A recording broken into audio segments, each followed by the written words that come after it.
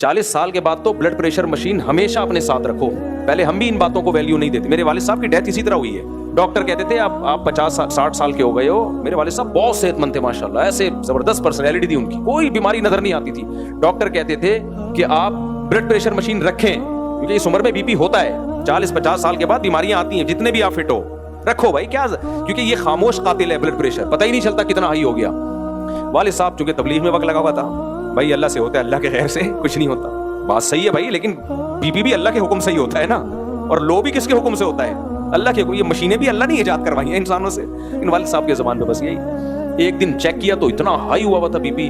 तो वालिद साहब का कहना यह था, इसी वजह से मैं चेक नहीं करता। आजकल बड़े बूढ़े यही कहते हैं, इसी वजह से हम चेक ही नहीं करते। जब तक चेक नहीं करो फिट रहता है आदमी, जहां चेक किया टेंशन में आ गया। अब हम भी समझा रहे थे कि भाई अब इतना हाई है तो अब ना ना ना दवा भी नहीं खाई। वही हुआ एक दिन जब मुझे इत्तला आई कि जी वो नमाज के इंतजार में बैठे हुए थे, बीपी इतना हाई हुआ है, फालिज हुआ और अटैक हुआ, थोड़ी देर में ही डेथ हो गई। तो जाहिर है औलाद को फिर अफसोस तो होगा ना। ठीक है, जो मौत जिस वक्त लिखी हुई है भाई वो आएगी, लेकिन अल्लाह ने हमें असबाब इख्तियार करने का ऑर्डर दिया है, हुक्म दिया है। तो फिर हमने वालदा के लिए ज़बरदस्ती वालदा का फिर हम बीपी चेक करते थे।